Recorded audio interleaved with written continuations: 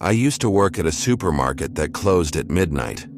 By the time we finished cleanup and inventory, it was usually well past 1 a.m. The store sat at the edge of a massive, poorly lit parking lot, the kind where the lamps flicker more than they shine. Most nights I walked to my car half asleep, scrolling through my phone, barely paying attention. It felt safe, until the night it didn't. That night, the air felt colder than usual. No breeze, just cold, like stepping into a freezer. The second I pushed open the employee doors, I felt something tighten in my chest. That instinct, you know the one, whispered, "Don't walk to your car tonight," but I ignored it like always. I stepped outside, and the parking lot stretched out in front of me, quiet, empty, except for a few abandoned carts and an old silver sedan parked all the way in the back row. Its headlights were off, but something about it bothered me. It wasn't there when I arrived for my shift. I didn't think much of it until I reached the halfway point of the lot. My footsteps echoed. The silence felt wrong. The lamps above me buzzed, then hummed louder. Then one of them blinked out completely, drowning the far end of the lot in darkness. And that's when I heard it. The soft rumble of an engine. I froze, slowly. The headlights of the silver sedan flicked on, two dull yellow eyes opening in the dark. I tried to stay calm. People sit in their cars at night all the time, right? Maybe the driver had just arrived. Maybe they were waiting for someone. But then the car started rolling toward me. No rush, no screeching tires, just a slow creeping glide, like someone was trying not to draw attention. I stepped to the side of the aisle to let it pass, pretending I wasn't bothered. But the car didn't pass. It turned, following my movement exactly. I tried walking again a little faster. The car picked up speed, just enough to match me. I cut between two rows. The car swerved sharply, turning into the next lane to intercept me. That tight feeling in my chest exploded. I dropped my phone and broke into a run. The car accelerated. Hard. Headlights bounced wildly as it tore down the row parallel to me. I could hear gravel peppering the pavement from under its wheels. I didn't look back. I just sprinted. My keys slipped from my sweaty hand and clattered under a car. I didn't stop. I ducked behind a white SUV, crouching as low as I could, my breath shaking so badly I thought the whole lot could hear it. The sedan screeched to a halt. The engine rumbled loudly, aggressive, impatient. And then, I swear to God, I heard the sound of a door opening. A long, slow creak. Someone stepped out, their shoes clicking on the pavement. I clamped a hand over my mouth. My eyes stung from keeping them open so wide.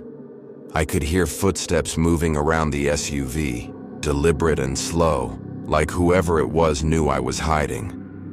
They paused just a few feet away, so close I could see their shadow stretching across the asphalt. Then, something metal scraped along the side of the SUV. A knife? A key? Something sharp dragging lightly, almost playfully. I waited for a breath I could recognize, heavy, angry, human. But what I heard instead didn't sound like breathing at all. It was clicking. Quiet, irregular clicks like someone tapping their teeth together. Then, without warning, the footsteps stopped. The shadow vanished. The clicking stopped. Nothing. Just silence. I stayed hidden for what felt like 10 minutes before I worked up the courage to peek over the car. The sedan's door was shut. The headlights were off.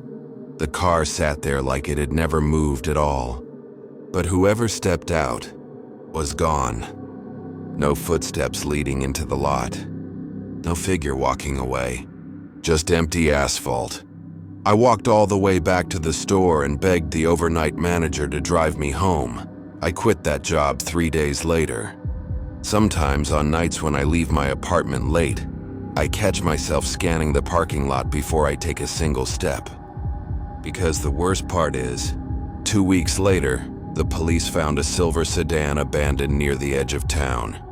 And inside it, in the trunk, were zip ties, duct tape, a flashlight, and a jar full of human teeth. Before we move on to the next story, give us your verdict on this one. And don't forget to like and subscribe. I used to work at a small retail store inside a dying strip mall. One of those places where half the shops are empty and the other half look like they're trying not to admit they should be closed too. My shift usually ended at 10 p.m., which meant by the time I locked everything up, the mall was empty. Completely empty. No music, no voices, just the humming of fluorescent lights that had been buzzing since the early 90s. The parking lot was the worst part. 4 giant lampposts, each one flickering in a different rhythm, yellow light dripping down onto cracked asphalt. Most nights I made it to my car without a problem, but one night something changed. We closed early because a storm was rolling in. The sky outside was purple-black like bruised skin. I stepped out into the lot, hugging my jacket, already annoyed by the way the lights kept flashing on and off. Only 3 cars were left. My manager's mine, and a small gray sedan parked by the sidewalk. I didn't recognize it, but I didn't care. I just wanted to get home. I got about 10 steps from the door when I noticed the gray sedan's headlights flicker on.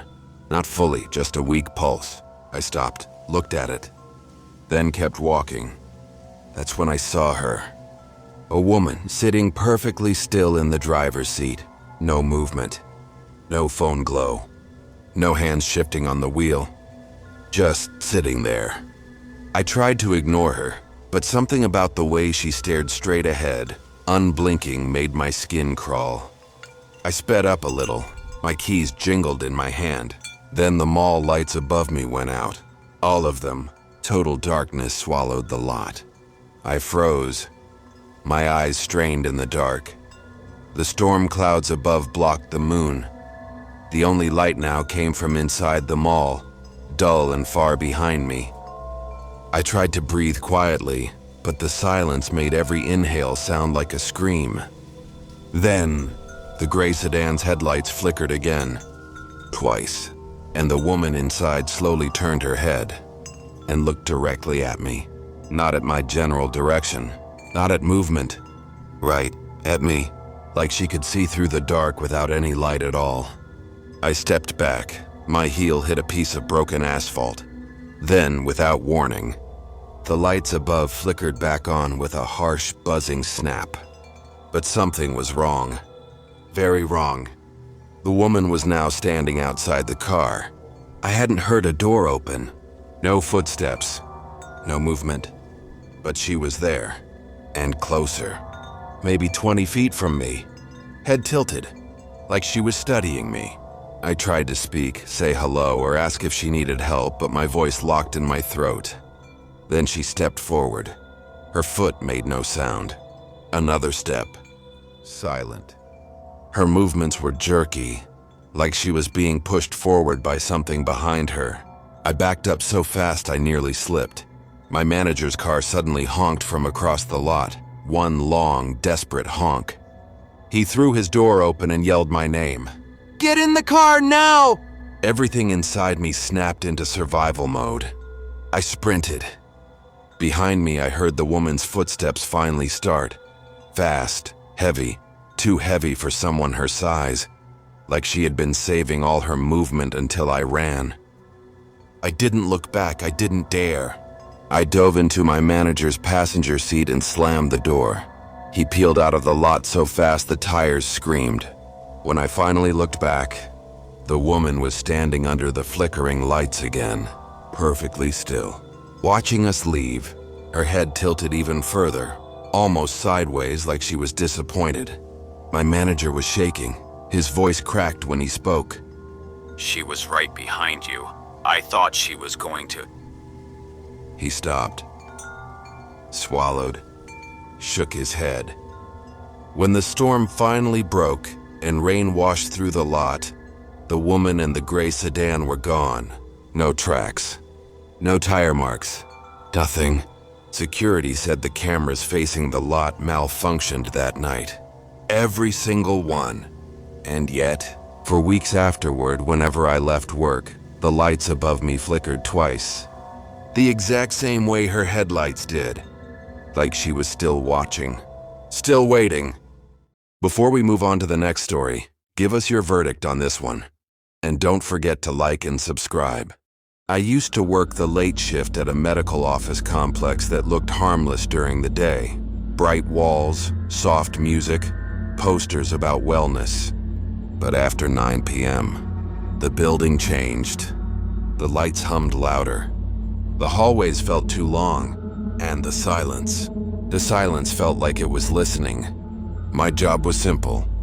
Lock the dental clinic, walk the hallway, check the lobby, and then head into the parking lot on the north side.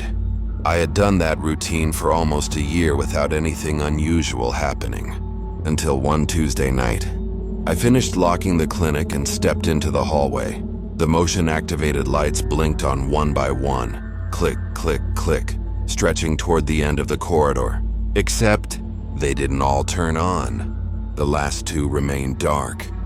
I frowned, waving my arm, waiting for the sensor to pick up movement. Nothing. I sighed and started walking anyway. I'd report the dead bulbs tomorrow. I got about halfway down when I heard it. Footsteps. Slow, deliberate footsteps. Behind me. I spun around instantly. The hallway behind me was empty, but the motion lights were turning off, one by one, like something was walking away from me. Click, click, click, click. The darkness crept closer with each fading light, swallowing the path I had just walked through. I swallowed hard, telling myself it was faulty wiring. Just faulty wiring. That's all. I turned back toward the lobby. The lights ahead of me flickered too, once, twice, then stayed on. I continued forward, trying to shake off the feeling of being followed. That's when the footsteps started again. But this time, they weren't behind me. They were in front of me, in the darkness where the sensors hadn't triggered. A soft, slow tread, as if someone barefoot was walking just beyond the glow of the hallway lights.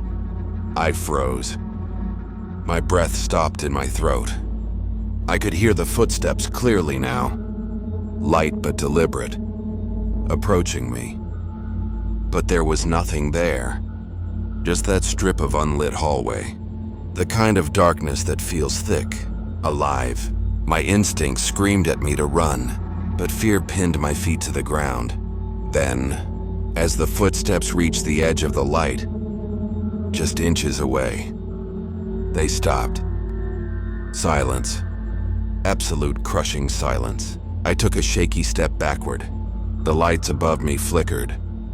Then suddenly, the darkness moved. Not the lights, not the shadows. The darkness itself shifted forward, swallowing the last motion sensor bulb.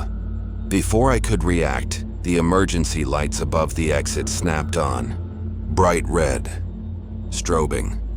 Alarming. All down the hallway, the motion lights began to turn on again one by one. Not because of me, but because something was moving through them. Fast. Too fast. Coming straight toward me. My legs finally listened. I ran. Full sprint, lungs burning, heart clawing its way into my throat. I burst through the exit door and stumbled into the parking lot. Cold night air slapped me across the face. I spun around. The hallway behind me was empty. Still. Silent. But just before the heavy door closed, I heard it. One final step. Right behind the door. As if someone stopped an inch away. Watching. Waiting. The next day, I asked maintenance about the sensors and lights. They said nothing was broken. Nothing had malfunctioned. Everything was working perfectly. I quit 2 weeks later. But even now, sometimes when I walk alone at night, I swear I hear footsteps behind me. Soft, barefoot, following at the edge of the light. just like before. Like whatever was in that hallway found its way out. Before we move on to the next story, give us your verdict on this one. And don't forget to like and subscribe.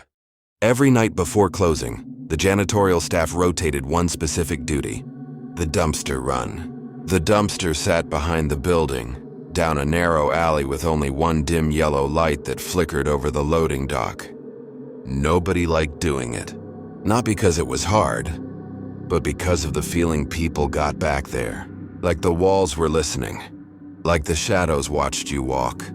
Like the darkness pressed a little too close. I had done it dozens of times, and every time I told myself the same thing. It's just an alley, just trash, just 5 minutes. But the night everything changed. I knew from the moment I opened the back door that something was wrong. The air felt different. Heavy, thick, like walking into a room where someone had been crying. I stepped outside, the metal door thudding shut behind me. The light over the dock flickered. Once, twice, before settling into its usual shaky glow. I started down the alley, dragging the garbage bin behind me. The wheels scraped loudly against the cracked concrete. Too loudly. And underneath the noise, I heard something else. A second set of wheels. Like another bin was being dragged just a few feet behind me. I froze. The sound stopped instantly. I turned around. The alley was empty. Just brick walls, the flickering light, and the long stretch of darkness where the light couldn't reach. Probably an echo, I whispered. But the alley didn't echo. Not like that. I kept walking. The wheels behind me started again. Slow, dragging, matching my pace exactly. I spun around again. Nothing. This time the light flickered off completely. I stood frozen in total darkness. It stayed off for 7 full seconds. When it came back on, the dumpster lid was open. That lid was heavy. I always had to lift it with both hands, but now it stood open, like someone had pushed it up from inside. I took a step back. The lid slammed shut, metal against metal. So loud it echoed off the alley walls. I dropped the bin and ran. Not fast enough. Behind me, I heard the dragging again, only now it wasn't a bin. It was footsteps. Barefoot. Heavy. Wet. They slapped the concrete in uneven, staggering patterns. Like something was trying to run but didn't remember how. I reached the back door and yanked on the handle as hard as I could. It resisted for a moment, like something inside didn't want me coming back in. When it finally opened, I threw myself inside and slammed it behind me. I pressed my back against the metal door, breathing so hard I felt dizzy. But then, something pushed from the other side. A single heavy shove. The metal buckled inward. Just once. Then silence. I stood there in shock, waiting, listening. Nothing. When I reported it to the building supervisor the next morning, he frowned and said, "That's the 3rd time this month." Then he showed me the security footage. The cameras outside the back door had a wide view of the alley. You could see me dragging the bin. You could see me stopping, turning, hurrying.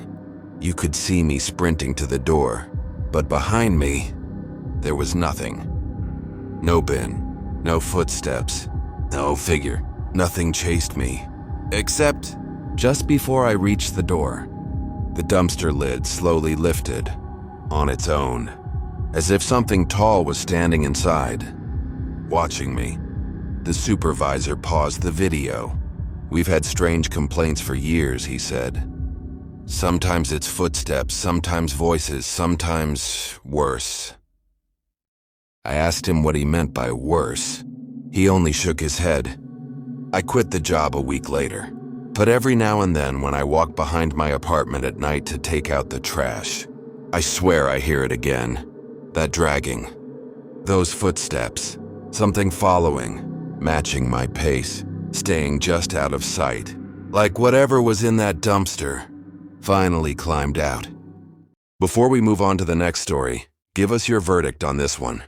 And don't forget to like and subscribe. There's a certain kind of quiet that only parking lots have.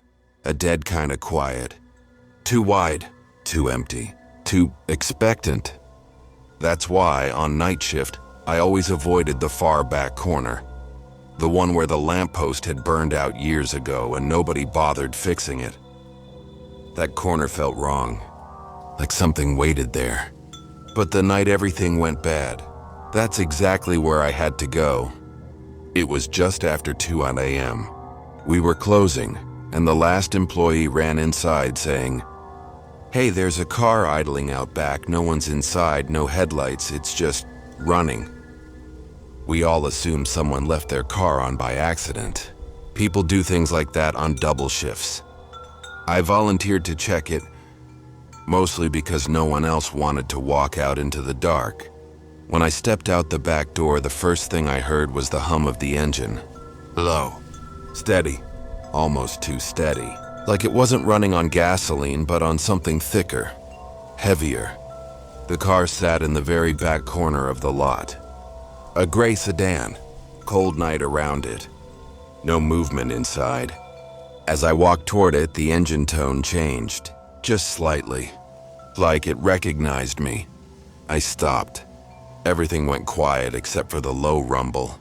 There was no exhaust steam, no vibration on the hood. It didn't even look like the engine was running, but I could hear it. Deep in my chest, I took a step closer. The engine instantly revved, a long, slow growl that rose unnaturally before settling back into that low idle. I backed up instinctively. Cars don't do that by themselves, especially empty ones. And when I looked through the driver's side window, I realized the keys weren't in the ignition. The car shouldn't have been on. I walked around the other side, trying to see inside from different angles. That's when I noticed the rearview mirror. Someone had written a sentence in the dust on the glass. "Don't turn around." My blood ran cold. I froze for a full 5 seconds. Then the engine revved again. Longer this time. Like it was angry.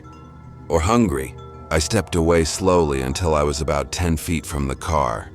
But then, the back door of the sedan clicked open. Just a soft, casual click. Like someone inside was inviting me in. I didn't move.